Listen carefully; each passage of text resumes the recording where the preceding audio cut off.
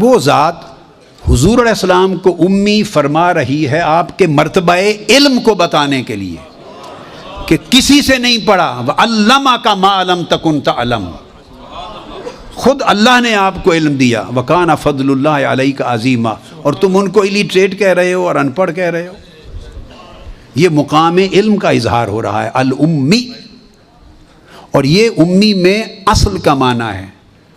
قرآن کو ام الکتاب کہتے ہیں، سورہ فاتحہ کو ام الکتاب کہتے ہیں کہ سارے قرآن کے علوم کو ایک صورت میں جمع کر دیا، اس لیے یہ پورے قرآن کی ام ہے۔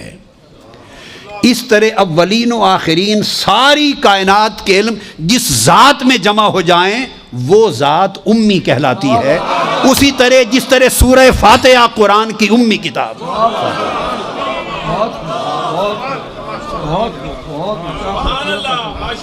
اور مکہ کو ام القریٰ کہا، مکہ کو ام القریٰ کہا، یعنی کرۂ ارضی پر سب سے پہلے جس گھر کو، جس شہر کو اللہ نے بنایا، جس اصل سے کائنات کی ابتدا ہوئی، وہ ام القریٰ ہے۔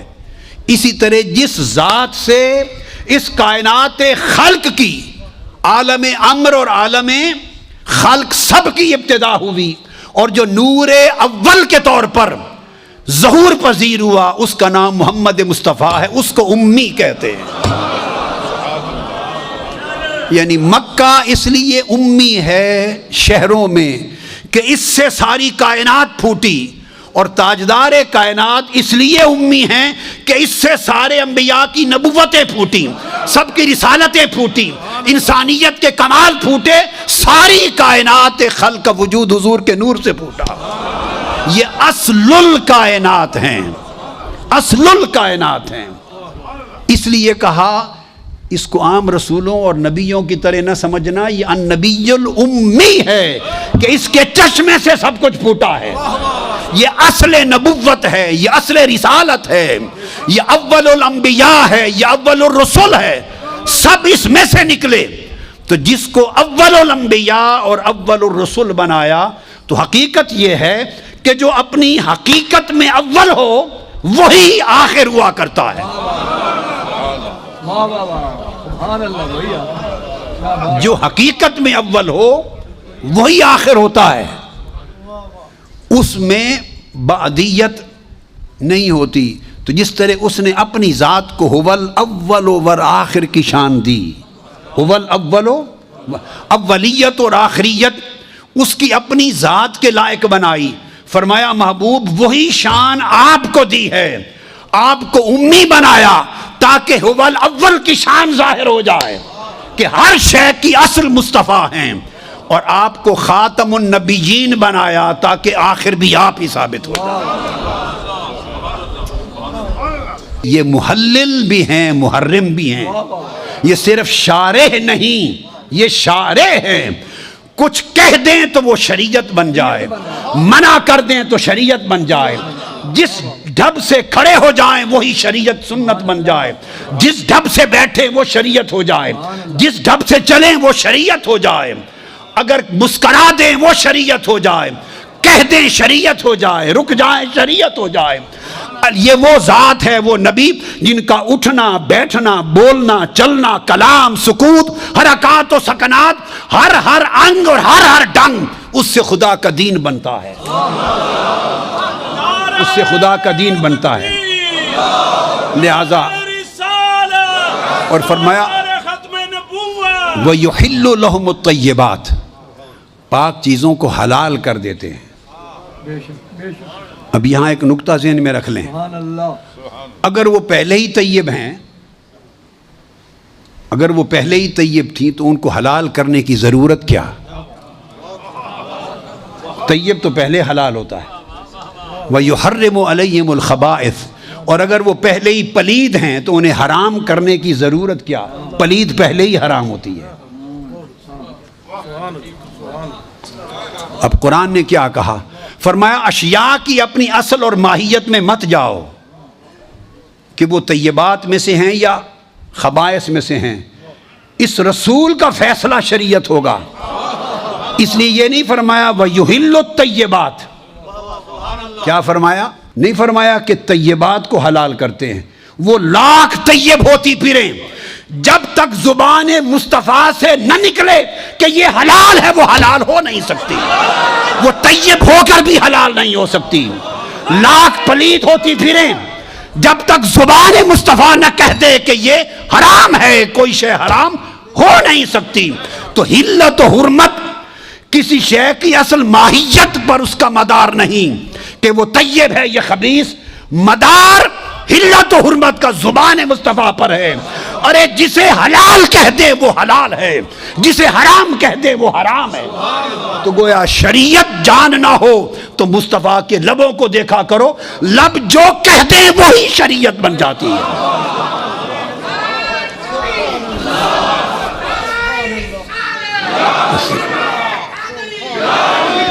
آقا نے جس شے کو فرما دیا یہ اسلام ہے، وہی اسلام ہو گیا. یہ نکتہ سمجھیں.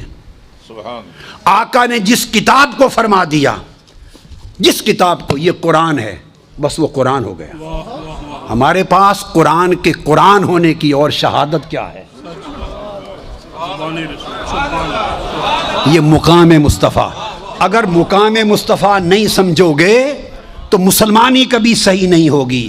اسی چیز نے امت کو مار ڈالا ہے. غار ہیرا سے اترے میرے آقا اور آتے ہی اقرا بسم ربک الذی خلق خلق الانسان من علق اقرا وربک الاکرم الذی علم بالقلم علم الانسان ما لم یعلم. 5 آیتیں سنا دی. پوچھا آقا یہ کیا ہے؟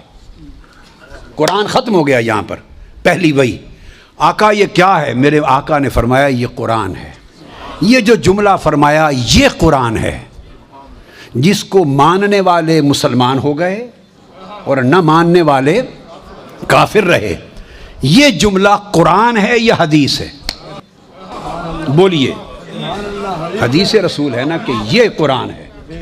تو جنہوں نے مان لیا تو انہوں نے قرآن کا قرآن ہونا پہلے مانا یا حدیث مصطفیٰ کا سچا ہونا پہلے مانا؟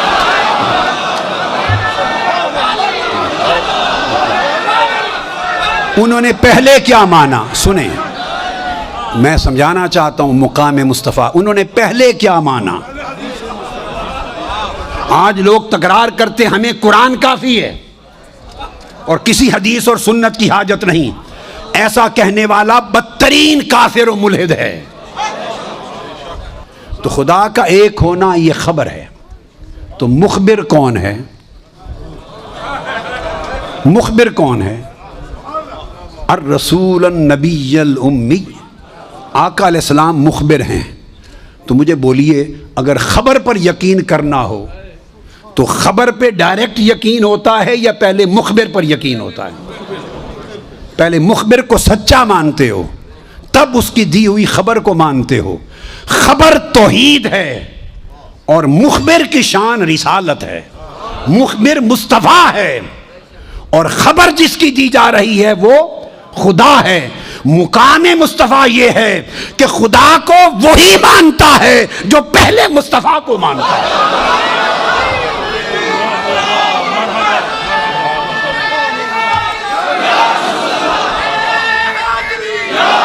اگر کسی کی طبیعت میں بوجھ آئے تو فتویٰ مجھ پہ جو چاہے لگا دے، مگر بات دلیل سے کر رہا ہوں، دلیل سے سنوں گا. خدا کو صرف وہی مانتا ہے جو پہلے مصطفیٰ کو مانتا ہے. یہ ہے رسالت اور توحید کا تعلق. توحید اس کی وحدانیت اور اس کا ہونا نہ کسی نے دیکھا، نہ سنا، نہ چکھا، نہ چھوا. صحیح بخاری اور مسلم میں متفق علیہ حدیث ہے. مقام مصطفیٰ صحابہ کرام کے عقیدے سے سمجھو. آقا اشارہ فرما کے کہتے ہیں یہ کون سا شہر ہے؟ کیا صحابہ کرام 1.25 لاکھ صحابہ ہیں، حجت الوداع ہے، ان کو معلوم نہیں تھا کہ یہ مکہ ہے؟ بولیے. کسی ایک صحابی نے نہیں کہا یا رسول اللہ یہ مکہ ہے. یہ ہے صحابہ کا عقیدہ اور یہ ہے ادب. 1.25 لاکھ صحابہ سے پوچھ رہے ہیں یہ کون سا شہر؟ ایک نے جواب میں نہیں کہا یا رسول اللہ یہ مکہ ہے. جس میں جسارت نہ ہو وہ عقیدہ صحابہ کا عقیدہ ہوتا ہے. زبان چپ ہو گئی جس میں نرا ادب اور سکوت ہو وہ عقیدہ صحابہ کا ہوتا ہے، اس کو اہل سنت کا عقیدہ کہتے ہیں. صحابہ نے معلوم ہے کیا کہا؟ واللہ اعلم ورسولہ. ہے کعبہ سامنے، وہیں سے آئے ہیں، طواف کر کے آئے ہیں، 3 دن پہلے وہیں سے آئے ہیں، وہیں سے احرام باندھ کر آئے ہیں، وہیں سے احرام باندھ کر آئے ہیں. کہتے اللہ اور اس کا رسول بہتر جانتا ہے. کوئی جواب نہ دیا. پھر آقا علیہ السلام نے فرمایا یہ کون سا مہینہ ہے؟ حج کر رہے ہیں، حج. یہ کوئی میں اپنی طرف سے نہیں سنا رہا کوئی خبر، بخاری مسلم کی متفق علیہ حدیث ہے، اور کئی طرق سے بخاری مسلم نے کئی بار روایت کی ہے. متفق علیہ، اور متفق علیہ سے جو ثابت ہو وہ خبر اور علم قطعی ہوتا ہے، قرآن کی نص کی مانند. پھر پوچھتے ہیں آقا علیہ السلام یہ کون سا مہینہ ہے؟ بھئی احرام باندھ کے کھڑے ہیں، مینا میں عرفات سے آئے ہیں، مینا میں حج ہو رہا ہے، تو نہیں معلوم کہ یا رسول اللہ یہ حجۃ الوداع ہے؟ کسی ایک صحابی نے نہیں کیا آقا یہ حجۃ الوداع ہے. واللہ ورسولہ اعلم، اللہ اور اللہ کا رسول ہی بہتر جانتے ہیں. ایسے ہاتھ جوڑ دیا آقا حضور آپ ہی بہتر جانتے ہیں، آپ ہی بہتر جانتے ہیں. عقیدہ صحابہ کے عمل سے لو. پھر آقا علیہ السلام فرماتے ہیں آج کون سا دن ہے؟ آپ نے بھی حد کر دی تاکہ قیامت تک لوگوں کو عقیدے کی سمجھ آ جائے. ہم کیا جھک مارتے پھرتے ہیں؟ اگر عقیدہ صحابہ سے لے لیں ساری فرقہ بندیاں ختم ہو جائیں. جو ڈاکٹر صاحب کہہ رہے تھے نا کہ امت ایک جگہ ہو جائے، ایک جگہ ہو سکتی ہے امت، مگر پہچانوں کے نقطہ ارتکاز کیا ہے، وہ ایک نقطہ کیا ہے جس پر جمع ہو جائیں. ہم اس نقطے کی تلاش میں سرگرداں ہیں. اس کی معرفت چاہیے. تو فرمایا آج کون سا دن ہے؟ نہیں معلوم کہ مینا میں کھڑے ہیں، قربانی ہونے والی ہے. کل عرفات سے چلے رات مزدلفہ گزاری. ایک صحابی 1.25 لاکھ صحابہ میں سے نہیں کہتا یا رسول اللہ آج 10 ذی الحج. کوئی نہیں کہتا. اللہ و رسول و علماء کا سونے تو جاننا، سونے سب کچھ تینوں پتہ ہے، سونے سانو کچھ نہیں پتہ، تو جاننا. یہ آقا کا یہ صحابہ نے جو 23 برس تربیت فرمائی انہیں یہ عقیدہ عطا کیا. یہ بات ہو گئی. اب اس کے بعد یہی حدیث متفق علیہ دوسری روایت پہ کسی نے ان سے پوچھا، یہ بخاری اور مسلم کی، یہ بھی متفق علیہ. کسی نے پوچھا کہ تمہیں پتا تھا کہ یہ مکہ ہے؟ تمہیں علم تھا کہ یہ ذی الحجہ ہے؟ تمہیں علم تھا کہ آج یہ یوم نحر ہے؟ اور تم بولے کیوں نہیں، بتایا کیوں نہیں؟ قربان جائیں صحابہ کرام کو. انہوں نے جواب دیا وہ سن لو. وہاں سے عقیدہ اہل سنت صحابہ سے اس طرح لیا گیا ہے. اسلام کا عقیدہ اس طرح آیا ہے. جو اس سے ہٹ کر جو کچھ ہے وہ بدعات اور خرافات ہیں اور وہ دلالات ہیں. جو اس سے ہٹ کر وہ گمراہیاں ہیں. تو پوچھا آپ نے پتا تھا، کیوں جواب نہیں دیا؟ صحابہ کرام کہنے لگے خدا کی قسم پتا تھا یہ مکہ ہے. بولے اس لیے نہیں کہ معلوم نہیں تھا کہ یار کا منشا کیا ہے، معلوم نہیں تھا حضور کا منشا کیا ہے. ہم مکہ کہہ دیتے، حضور اس کا کوئی نام بدل دیتے، کوئی اور نام دے دیتے. اب یہ بات بڑی سمجھنے والی ہے. صحابہ جب یہ کہہ رہے ہیں، یہ بڑا خاص نقطہ علماء کرام کے لیے اور مدرسین کے لیے، جب صحابہ کرام بخاری مسلم میں روایت کے مطابق متفق علیہ جب کہہ رہے ہیں کہ ہم بتا دیتے حضور نام بدل دیتے تو وہی ہو جاتا جو فرما دیتے ہیں. جب یہ جواب دے رہے تھے انہیں قرآن کی وہ آیتیں یاد نہیں تھی، اول بیت وضع ببکہ، کہ یہ مکہ شہر ہے. ہائے ہائے ہائے، ان صحابہ کو نہیں معلوم تھا کہ قرآن اس شہر کو مکہ کہہ چکا ہے. ارے قرآن اس شہر کو مکہ کہہ چکا ہے، جانتے ہوئے کہ قرآن نے ڈکلیئر کر دیا یہ مکہ. پھر احتمال ہو رہا ہے کہ ہم مکہ کہیں حضور نام بدلتے ہیں، تو بھلے قرآن میں آ گیا تھا اگر حضور نے کہہ دیا یہ مکہ نہیں آج سے یہ مدینہ ہے، اس کا نام مدینہ ہو جائے.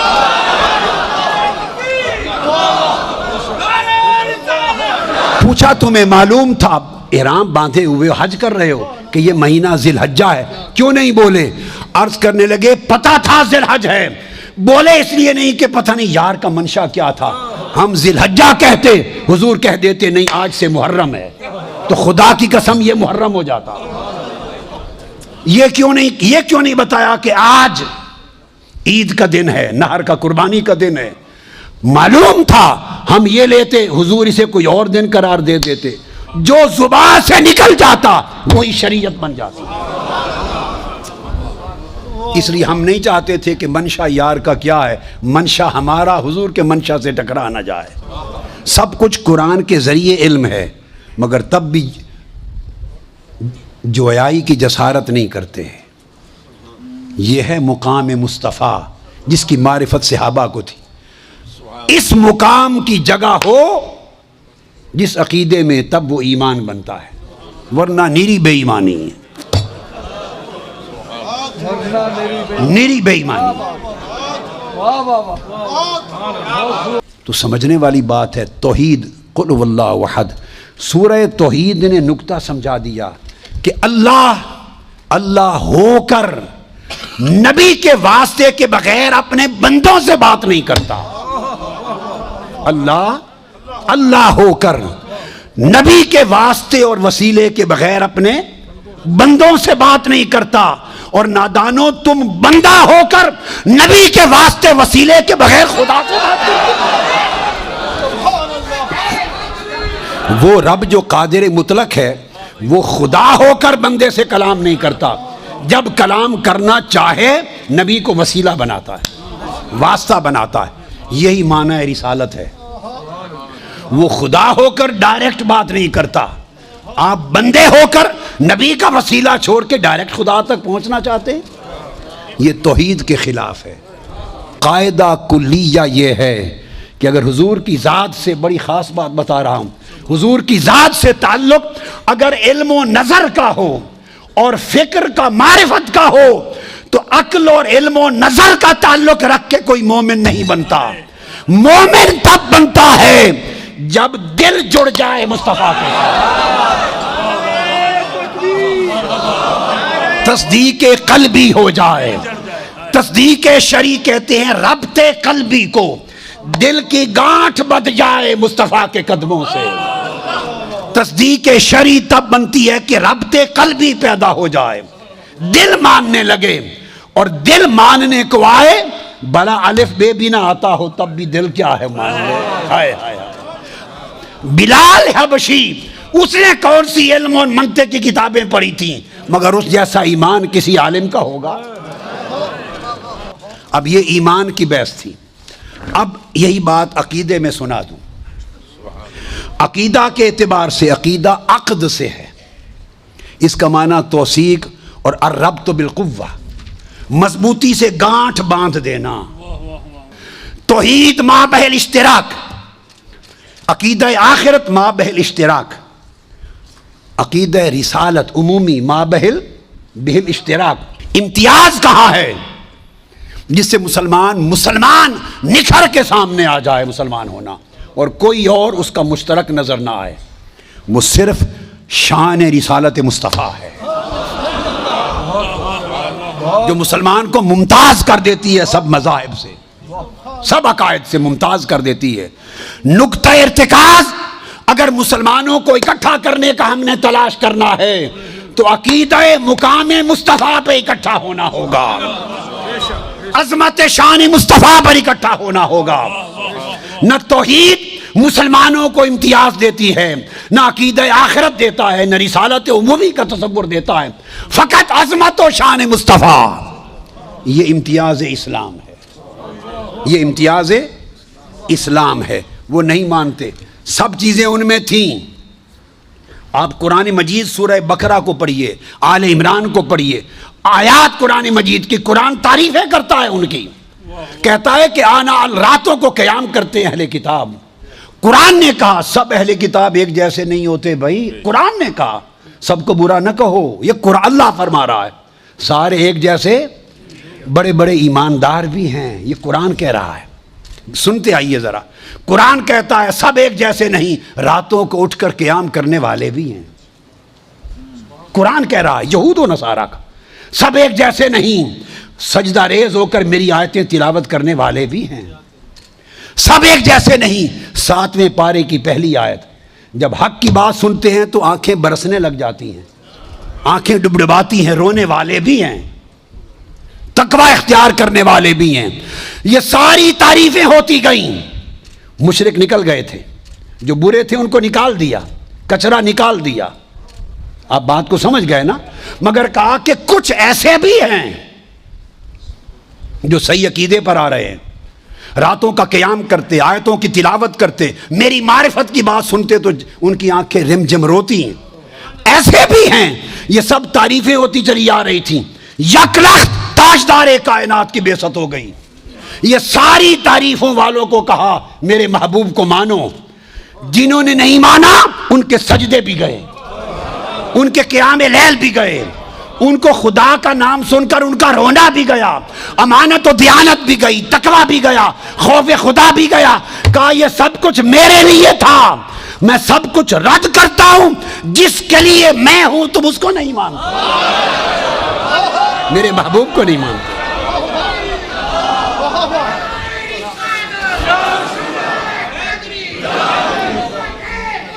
سورہ مائدہ کی پہلی آیت، ارشاد فرمایا یا ایھا الذین آمنوا اوفوا بالعقود، جو تم نے وعدے پکی گانٹھ کی طرح مجھ سے باندھ لیے ہیں نا ان کو پورا کیا کرو۔ اللہ پاک نے فرمایا جو پکے وعدے کر لیے میرے ساتھ اور گانٹھ کی طرح باندھ لیے ہیں وہ پورے کرو، وعدے پورے کرو۔ اب وعدے تو عمر گزر گئی نا سنتے کہ اوفوا بالعقود سے مراد وعدوں کو پورا کرو۔ آج یہ بھی کوئی نئی بات بھی سن لیں، یہ عقود کیا ہیں؟ عقد عقیدہ سے ہے، اس کی جمع عقود۔ تفسیر ابن جریر طبری کوٹ کر رہا ہوں، جو سب سے پہلی امت محمدی میں سب سے پہلی جامع تفسیر، اور سب ائمہ و مفسرین نے تفسیر بالماسور میں جنہوں نے تکیہ ان پر کیا، باقیوں کی تو مختصرات تھیں۔ وہ امام ابن جریر طبری روایت کرتے ہیں کہ وہ جو اوفوا بالعقود ہے اس سے مراد یہ ہے بل ھذہ الآیہ امر من اللہ تعالی لأہل الکتاب بالوفاء بما اخذ به میثاقہم من العمل بما فی التوراۃ والانجیل فی تصدیق محمد صلی اللہ علیہ وسلم۔ فرماتے ہیں کہ اس مراد سے مراد کے اپنے جو وعدے پکے باندھ لیے اس کو پورا کرو۔ فرمایا وہ جو عقیدہ شان مصطفیٰ تھا اس وعدے کو پورا کرو، جب میرا محبوب آ جائے ان کی شان کے ڈنکے بجانے۔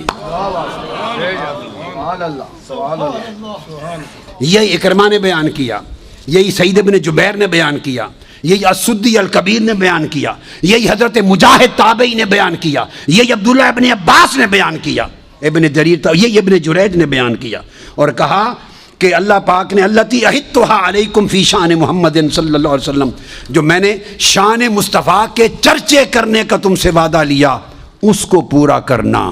یہی امام قرطبی نے بیان کیا، یہ امام بغوی نے بیان کیا، یہی طبری نے بیان کیا۔ آپ کتب تفسیروں کی اٹھا کے مطالعہ کریں تو پتہ چلے کہ عقیدہ کون سا ہے جو 1400 سال میں بیان ہوا ہے۔ یہ کسی نے آج کے دور میں نہیں گھڑ لیا۔ تو عقیدہ اور عقد جو ہے وہ اللہ نے تو پہلے سے وعدہ لے لیا تھا، پہلے سے وعدہ لے لیا تھا کہ تاجدار کائنات صلی اللہ علیہ وسلم پر ایمان بھی لانا اور ان کی شان کے ڈنکے بھی بجانا۔ جو ڈنکے نہیں بجائے گا، جو ان کی شان کے ڈنکے نہیں بجائے گا وہ مجھ سے دھوکہ کرے گا، اللہ فرماتے میرے وعدے کو توڑے گا۔ تو گویا عقیدہ مقام مصطفیٰ کا آج اہل سنت کا نہیں، یہ عقیدہ جمیع انبیاء اور ان کی امم کا تھا، جمیع انبیاء اور ان کی امم کا تھا۔ اب آپ کے ذہن میں سوال آ سکتا ہے کہ قرآن مجید نے جو بات کی کہ ڈنکے بجانا اور ان کو بیان کیا گیا، کیا اس کا ثبوت آج بھی ملتا ہے بائبل میں؟ تو یہ آج کی بائبل کوٹ کر رہا ہوں کہ کیا ڈنکے بجانے ہیں۔ تو یہ میرے ہاتھ میں ہولی بائبل ہے اور اس کے اندر گوسپل ہے، انجیل مارک کی،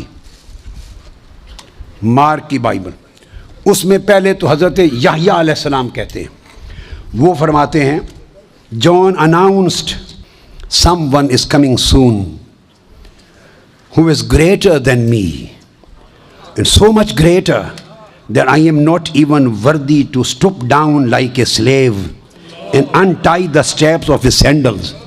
فرماتے ہیں کہ کوئی آنے والا آ رہا ہے اور ان کی شان اتنی بلند ہے کہ میں ان کا غلام بننے کے بھی قابل نہیں اور ان کے جوتوں کے تسمے کھولنے کا بھی قابل نہیں، ان کے جوڑوں نالین کے تسمے کھولنے کے بھی قابل نہیں. یہ مارک اور اس کی جو ورس ہے وہ نمبر 3 ہے، ورس نمبر 1:7. اچھا پھر وہ بیان کرتے ہیں but some one is coming soon who is greater than I am, so much greater than I am not even worthy to be a slave and untie the straps of his sandal. یہ Luke اس کا حوالہ آیت ان کی 3 اور 3 کے بعد اس کا number 15. اسی طرح یہ بیان ہو رہا ہے اور پھر وہ بیان کرتے ہیں you also must be ready. پھر سیدنا عیسیٰ علیہ السلام بیان کرتے ہیں. یہ بائبل ہے، یاد رکھ لیں، اور گوسپل اس کو ریڈ اینڈ بلیک کہتے ہیں. جو عیسیٰ علیہ السلام کے کلمات ہیں ان کے کلمات سرخ انک میں لکھے گئے ہیں. جو ان کے کلمات جو بقایا ہیں وہ بلیک میں ہیں. جہاں سرخ کلر ہو وہ عیسیٰ علیہ السلام کے کلمات ہیں according to Bible and gospel. اچھا گوسپل میں عیسیٰ علیہ السلام فرماتے ہیں اب یہ جو وعدے لیے گئے تھے لَتُبَيِّنُنَّهُ، اب وہ وعدے قرآن سے سن چکے. اب آج کی بائبل بیان کر رہی ہے، کہتے ہیں you also must be ready all the time for the son of man will come when least expected. اب بعض لوگ مراد لیتے ہیں چونکہ وہ احباب کے سے مراد عیسیٰ علیہ السلام ہیں، تو عیسیٰ علیہ السلام کو وہ سن آف مین نہیں مانتے، ان کو تو سن آف گاڈ مانتے ہیں. اگر وہ سن آف مین مان لیں تو سارا عقیدہ ہی ختم ہو گیا نا ان کا. وہ حضرت عیسیٰ علیہ السلام کو، یسوع مسیح کو سن آف مین نہیں مانتے، ان کو سن آف گاڈ. پوری گوسپل میں ہر جگہ ان کا ذکر سن آف گاڈ کا آتا ہے. اب عیسیٰ علیہ السلام خود فرما رہے ہیں، فرمایا for the son of man will come when least expected. تیار رہو، خدا کا بندہ آ رہا ہے. یہ عیسیٰ علیہ السلام فرما رہے ہیں coming of son of man. اس کا ٹائٹل یہ ہے coming of son of man. اور پھر یہی چیز پھر آپ کہتے ہیں if you love me obey my commandments and I will ask the father and he will give you another advocate who will never leave you. اگر میرا کہنا مانو تو میں عرض کروں گا خدا میرے بعد ایک تمہیں نیا مددگار عطا کرے گا جو خدا کے حضور تمہاری وکالت اور شفاعت کرے گا. And he will never leave you. وہ خاتم النبیین ہوگا، قیامت تک انہی کی نبوت اور رسالت رہے گی.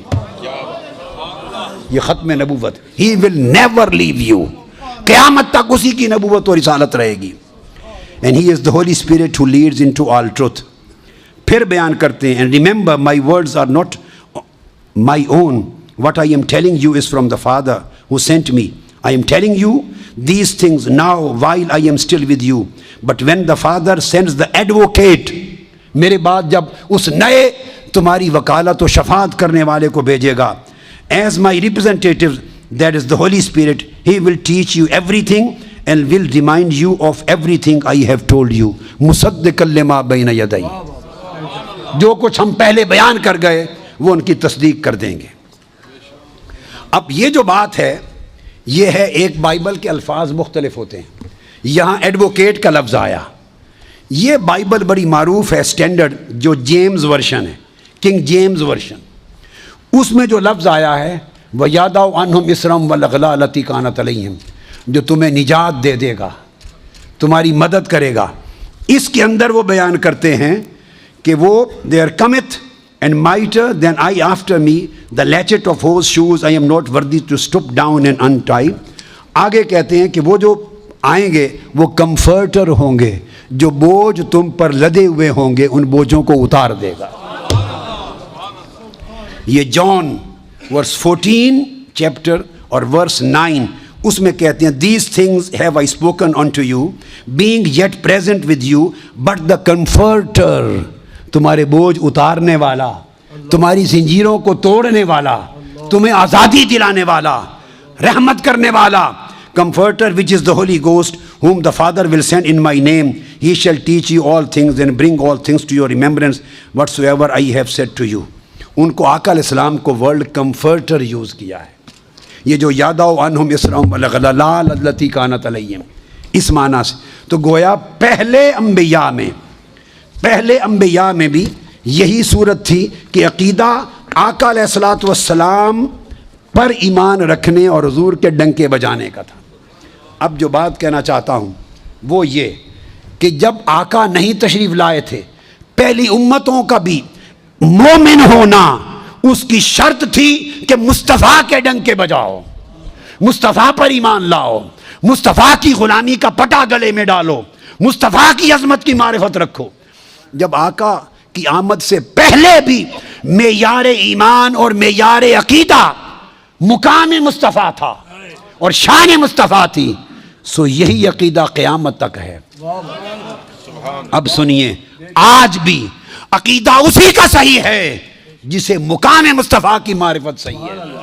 آقا علیہ السلام نے اس عقیدے کو برقرار رکھا، اس عقیدے کو برقرار رکھا، اور کس طرح، یہ میں حدیث پاک عرض کر رہا ہوں، بڑی توجہ سے یہ بات سننے والی، آپ نے سن رکھا ہے، یعنی آقا کی آمد سے پہلے بھی عقیدہ مقام مصطفیٰ کا، اور مرنے کے بعد بھی عقیدہ مقام مصطفیٰ کا۔ تو ہم جاتے کہاں ہیں اور کون سا نقطہ تلاش کرتے ہیں ایک ہونے کا؟ اول بھی مقام مصطفیٰ، یہی ایمان تھا، اور مرنے کے بعد قبروں میں بھی ایمان مصطفیٰ، عظمت مصطفیٰ، معرفت مقام مصطفیٰ، یہی ایمان ہوگا۔ اگر اس پر کوئی کمی کجی اور افس اور بٹس ہیں تو پہلے لوگ بھی دھکے مار کے نکال دیے گئے دائرہ ایمان سے، آج کے زمانے بھی لوگوں کو نکال دیا جائے گا۔ نہ دنیا میں کام آئے گا وہ عقیدہ، نہ قبر اور آخرت میں کام آئے گا۔ اب آئیے، آپ نے قرآن بھی سن لیا، بائبل بھی سن لی، اب حدیث نبوی پر آ جائیے۔ آپ سب نے سن رکھا ہے نا کہ قبر میں 3 سوال ہوں گے، بولیے، سن رکھا ہے نا؟ آج آپ کو ایک نئی بات بتاتے ہیں، علماء کرام کو معلوم ہے، آپ کو بتا رہے ہیں۔ قبر میں 3 سوال ہوں گے، یہ حدیث بڑی توجہ سے سنیں، یہ اہل علم کے لیے اور اہل جو طالبان علم حدیث ہیں ان کے لیے۔ حضرت براء بن عازب، میں 3-4 حدیثیں بیان کروں گا۔ حضرت براء بن عازب راوی ہیں، اور یاد رکھ لیں کہ قبر میں 3 سوال ہوں گے۔ کیا؟ مر ربوں کا، تمہارا رب کون ہے؟ دوسرا سوال ما دینوں کا، تمہارا دین کیا ہے؟ تیسرا سوال ما کنت تقول فی ھذا الرجل محمد، حضور علیہ السلام کا چہرہ پاک دیکھیں گے کہ ان کے بارے میں عقیدہ کیا تھا۔ 3 بتائے جاتے ہیں نا۔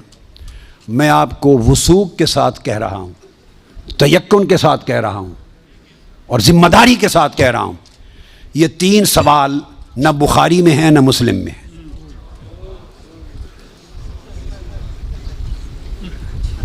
یہ 3 سوال نہ صحیح بخاری میں ہیں، سب سے بڑی کتب حدیث کی کون سی ہیں؟ بخاری و مسلم، دونوں میں نہیں ہیں۔ یہ ہیں حضرت براء بن عازب رضی اللہ تعالیٰ عنہ حدیث کے راوی ہیں، یہ ابو داؤد میں ہے اور دیگر کتب میں ہیں، جو صحیح بخاری مسلم کے بعد نچلے درجے کی کتابیں ان کے بعد۔ تو سنن ابی داؤد میں ہے، مسند احمد بن حنبل میں ہے۔ اس میں فرمایا کہ جب آپ میت کو دفنا دیتے ہیں اور اس کے بعد پھر فرشتے آتے ہیں، میں مختصر کر رہا ہوں تاکہ زیادہ چیزیں بیان ہو سکیں، وہ آ کے پوچھتے ہیں یا ھذا مر ربک، اے بول تمہارا رب کون ہے؟ ما دینک، تمہارا دین کیا ہے؟ وما نبیک، اور تمہارا نبی کون ہے؟ پھر آگے جو مسلمان مومن ہے وہ جواب دیتا ہے۔ یہ حدیث براء بن عازب راوی ہیں اور دیگر کتب سے ہے، مگر میں آپ کو بتا رہا ہوں نہ بخاری میں نہ مسلم میں، ان سے نچلے درجے کی کتب حدیث صحاح میں اور دیگر کتب میں ہیں۔ سمجھ گئے بات؟ اس کا حوالہ دے دیا میں نے آپ کو۔ اب آپ آ جائیے، بخاری اور مسلم کیا کہتی ہے؟ صحیح بخاری اور صحیح مسلم وہ بتاتی ہے کہ قبر میں ایک ہی سوال ہوگا. میں تینوں سوال مانتا ہوں، میرے بارے میں کوئی نیا عقیدہ نہ سمجھ لیں اپنا، میں تینوں مانتا ہوں، مگر میں بتا رہا ہوں کہ یہ تین سوال نہ صحیح بخاری میں ہیں نہ مسلم میں ہیں، صحیحین سے نچلے درجے کی کتابوں میں ہیں، سنن ابی داؤد اور دیگر کتب میں. امام بخاری نے تین سوالوں کی روایت نہیں بیان کی، امام مسلم نے تین سوالوں کی حدیث کو روایت نہیں کیا. وہ کیا کہتے ہیں، امام بخاری اور امام مسلم سے بڑا امام تو حدیث میں کوئی نہیں. بولیے. وہ کہتے ہیں ایک ہی سوال ہوگا.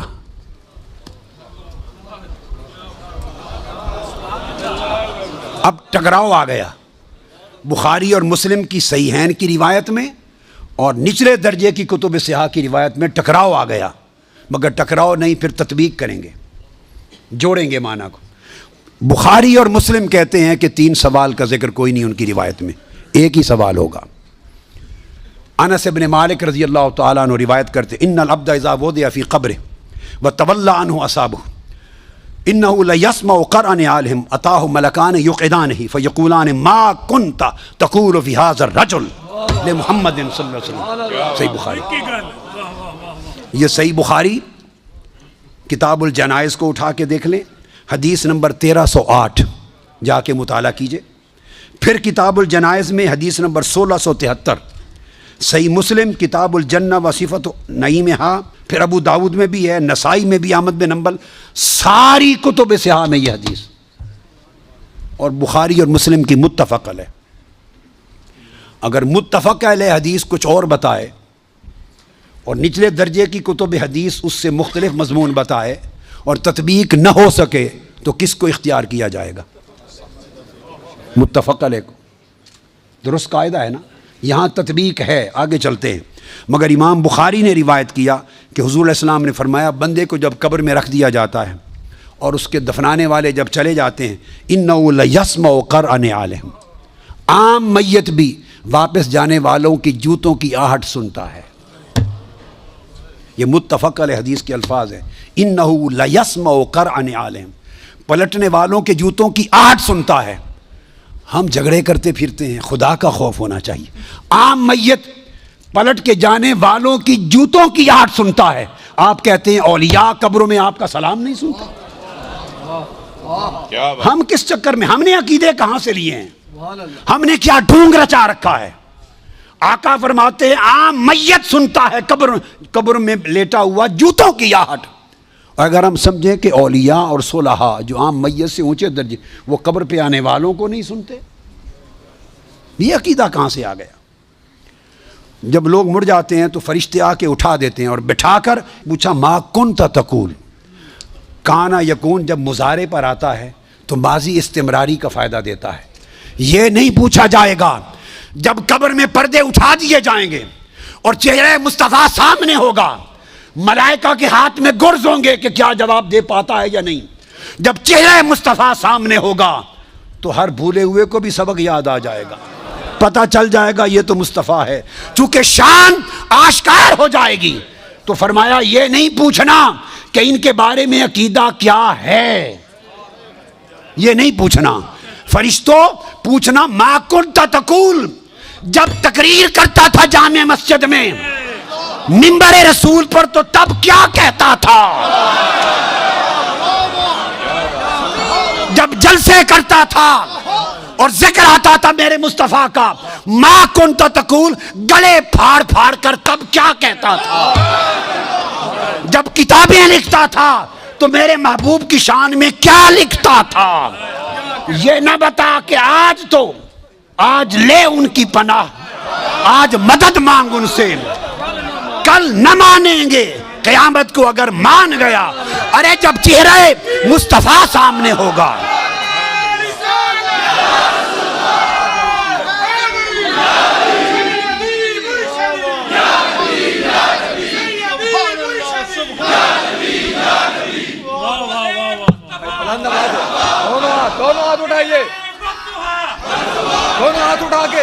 دونوں ہاتھ اٹھا کے سیدی و مرشدی، ارے سیدی و مرشدی. تو فرمایا یہاں تو جب کوئی اور شے نظر نہیں آئے گی سوائے دو فرشتوں کے جو پوچھ رہے ہیں، اور چہرہ مصطفیٰ سامنے ہوگا تو پھر تو سب عقیدے کی سمجھ آنی ہے، پھر کیسے انکار کرو گے؟ پھر تو سب سیدھے ہو جائیں گے۔ فرمایا آج کا سیدھا ہونا قبول نہیں ہے، آج پہچان لو قبول نہیں ہے۔ بتا وہ زندگی بھر کیا کہتا، کیا کہا کرتا تھا؟ ما کنت تقول، تقریریں کرتے ہوئے حضور کی شان گول کر کے آگے گزر جاتا تھا یا رک کے کھول کھول کے بیان کرتا تھا؟ جب شان مصطفیٰ، عظمت مصطفیٰ، رفعت مصطفیٰ، مقام مصطفیٰ، جب حضور کی شانوں کا، آپ کے رخ و رخسار کا، میرے محبوب کے گھیسوؤں کا، میرے محبوب کے چال چلن کا، میرے مٹھن کا، میرے محبوب کے حسن کا، جمال کا، کمال کا، عظمت کا جب تذکرہ آتا تھا تو تیرا چہرہ کھل اٹھتا تھا یا مروڑ آ جاتے تھے؟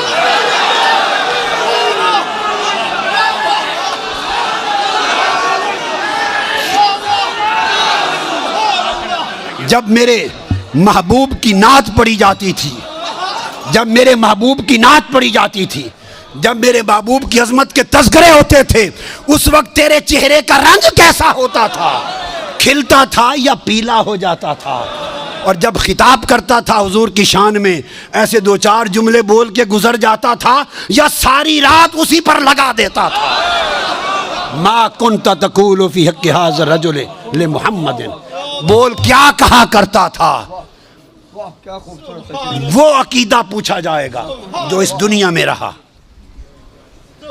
تو فرمایا پھر مومن بتائیں گے کہ یہ حضور ہیں، اور باقیوں کو تعریف۔ یہ متفق علیہ حدیث بخاری مسلم کی، امام بخاری مسلم کا عقیدہ یہ ہے کہ ایک ہی سوال ہوگا، فرشتے کہیں گے چھوڑ باقی گلاں نوں، اے دس اس سونے دے بارے چ کی آکھنا ہوں دنیا چ، وہ باقی تبلیغاں تیریاں سن لواں گے، وہ ساری تبلیغاں، تیری تقریراں، تیری تبلیغاں، تیری کتاباں، تیرے مدرسے سارے دیکھے جان گے، پہلے دس اس سونے دے بارے چ کی آکھنا۔ ما کنت تقول فی حق ھذا الرجل لمحمد، یہ صحیح بخاری کی حدیث ہے۔ یہی حضرت انس بن مالک بے بس مانگتا تھا، بے کس مانتا تھا یا مختار کل مانتا تھا؟ صرف بشریت میں کھسا رہتا تھا اور پریشان رہتا تھا یا اس سے آگے بھی کچھ نظر آتا تھا مصطفیٰ کی شان کا، نورانیت کو؟ میرے محبوب کی شان کیا مانتا تھا؟ کہ علم تھا نہیں تھا، اسی گورکھ دھندے میں رہتا تھا، یا ساری کائنات ما کان و ما یکون کے علم محبوب کے قدموں میں تھے؟ کیا بیان کرتا تھا شان میرے مصطفیٰ کی؟ جب ان کی ولادت کا دن آتا تھا تو منہ گھسیڑ کے بیٹھ جاتا تھا مروڑ کر، یا چہرہ کھل اٹھتا تھا آج میرے مصطفیٰ کے میلاد کا دن ہے؟ تمہارے بیٹے کی ولادت کا دن آئے تو خوشیاں مناتے تھے، جب میرے مصطفیٰ کی ولادت کا دن آتا تھا تیرے چراغ بجھ جاتے تھے یا چراغا ہوتا تھا؟ ما کنت تقول فی حق ھذا الرجل محمد، ساری زندگی مصطفیٰ کے ترانے گانے میں گزری ہے یا تنقید کرنے میں گزری ہے؟ عمر بھر مصطفیٰ کے ڈنکے بجانے میں گزری ہے یا بخیلی اور کنجوسی کرنے میں گزری ہے؟ فرمایا جب یہ طے ہو گیا کہ مسلمان ہے تو فرشتوں، جب مسلمان کا پتہ چل جائے کہ یہ میت مسلمان کی ہے، اور کچھ نہ پوچھو، فقط مقام مصطفیٰ کا پوچھو، بس کیا عقیدہ، اور وہ بھی پوچھو کیا کہا کرتا تھا۔ فرمایا پہچان لو، وہ جو کہتا تھا آقا علیہ السلام کو اتق اللہ، اللہ سے ڈرو، بات اس نے بھی اللہ کی تھی، مگر یہ خبر نہیں تھی کہ کر کس کو رہا ہے۔ اللہ کے ادب میں کمی نہیں تھی، چونکہ بارگاہ مصطفیٰ میں بھی بات اللہ کی کر رہا ہے، اتق اللہ، اللہ سے ڈرو۔ اور کس پر کہا؟ جب آقا نے فرمایا کہ میری امانت پہ شک کرتے ہو مجھ پر، میں تو وہ ہوں جس کے پاس رات اور صبح و شام آسمان کی غیب کی خبریں آتی ہیں، اور میں غیب کی آسمانی خبروں کا امین ہوں۔ جب آقا نے فرمایا آسمان کی غیبی خبروں کا امین ہوں، تو آسمانی غیبی خبروں کی بات کی تو اس کی رگ پھڑک اٹھی، اس نے کہا اتق اللہ، اللہ سے ڈرو۔ یعنی آقا علیہ السلام کے اس علم وسیع کا قائل نہیں تھا، اس علم ہماگیر، علم کل کا قائل. جب کہا نا کہ صبح و شام آسمانوں کی غیبی خبریں آتی ہیں، میں تو علم الہی کا امین ہوں اور تم مجھے دنیا کی امانتوں میں شک کرتے ہو. اس پر اس کی رگ توحید فرق اٹھی، اس کی رگ توحید فرق اٹھی. کہتا ہے حضور کو اتقی اللہ، اللہ سے ڈرو، اعدل، عدل کرو. جب یہ کہا تو سیدنا فاروق اعظم اٹھے، عرض کی یا رسول اللہ اجازت دے اس منافق کا سر قلم کر دوں.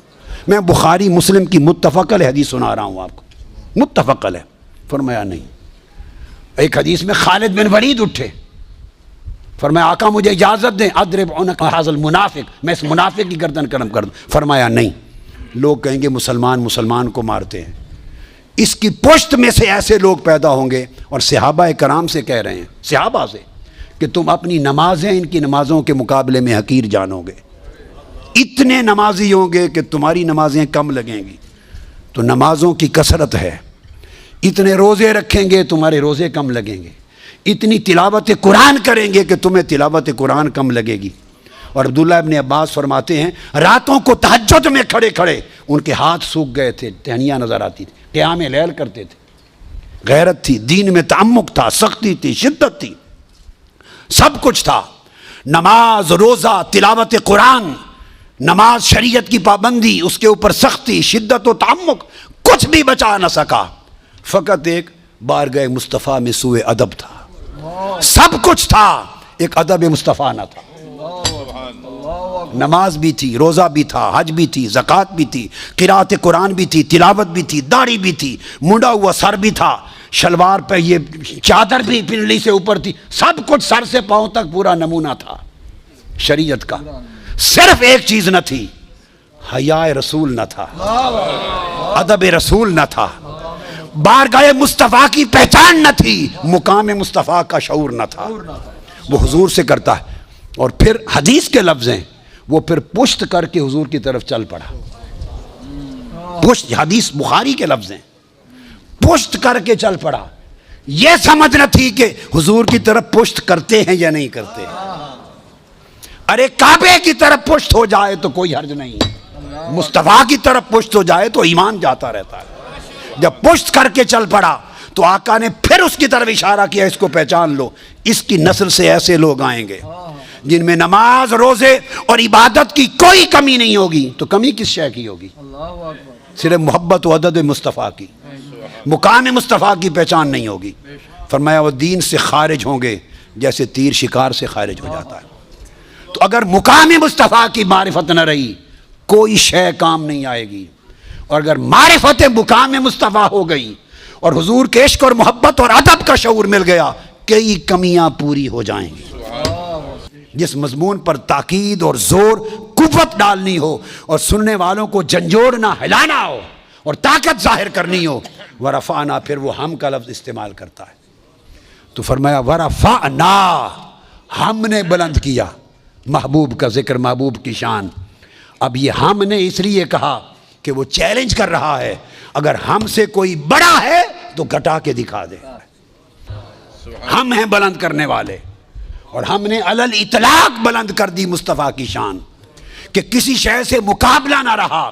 اور جب علی الاطلاق بلند کر دیا ورفعنا لک ذکرک، اور مقابلے میں کوئی شے نہ رکھی، تو گویا کل عالم خلق سے بھی بلند ہو گئی حضور کی شان، عالم امر سے بھی بلند ہو گئی حضور کی شان، عالم مکا سے بھی بلند ہو گئی حضور کی شان، سدرۃ المنتہا سے بلند ہو گئی حضور کی شان، عرش معلیٰ سے بلند ہو گئی حضور کی شان، اور عالم لامکا سے بلند ہو گئی حضور کی شان، کعبہ قوسین سے بلند ہو گئی حضور کی شان، ثم دنا سے بلند ہو گئی، فتدلی سے بلند ہو گئی، کعبہ قوسین سے بلند ہو گئی. اور فرمایا او ادنا، اتنی بلند کی کہ اس کی کوئی حد ہی نہ رہی. جب رب نے حضور کی شان کی کوئی حد مقرر نہیں کی سوائے ایک حد کے کہ خدا خدا رہا، مصطفیٰ مصطفیٰ رہا. وہ خالق ہیں، حضور مخلوق، وہ معبود ہیں، حضور عبد، وہ محب ہے، حضور محبوب، وہ مرسل ہے، حضور مرسل.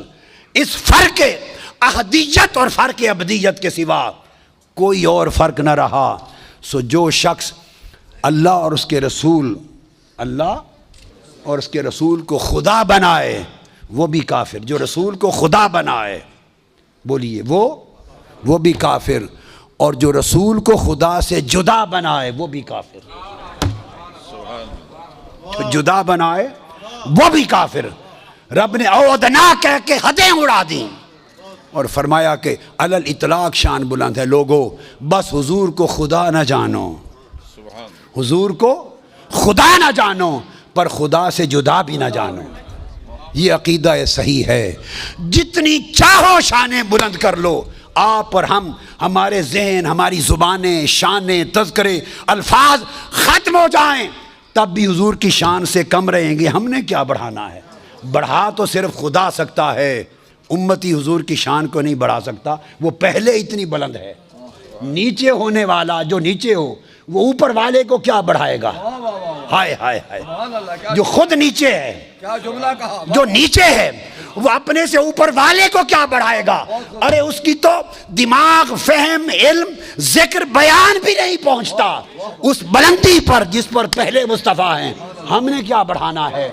بڑھایا اس نے ہے، اور جس کو خدا بڑھا دے اسے کوئی گھٹا نہیں سکتا. لہذا مقام مصطفیٰ کا معنی یہ ہے کہ تم ذات خدا سے نہ جدا ہو نہ خدا ہو، اللہ ہی کو معلوم ہے کیا جانیے کیا ہو. اس طرح آقا علیہ السلام کے عشق، محبت، ادب، تعظیم، توقیر کے تعلق میں اور مقام مصطفیٰ کی معرفت میں اس طرح جڑ جاؤ. دنیا اور آخرت میں ہر جگہ خیر ہوگی. اس عقیدے میں کمزوری رہ گئی، کوئی شے قبول نہیں ہوگی، ہر شے خوارج کی طرح رد کر دی جائے گی. اللہ رب العزت ہماری اس مجلس کو قبول کرے اور ہمیں حضور کے ترانے گانے میں، حضور کے ترانے اور نغمے الاپنے میں زندگی گزرے، اور قبر میں بھی جائیں تو حضور کے نغمے الاپیں، اور قیامت کے دن بھی حضور کے نغمے الاپیں. اللہ پاک اس شان کے ساتھ ہمیں عقیدے کی اچھائی عطا کرے. وما علینا الا البلاغ.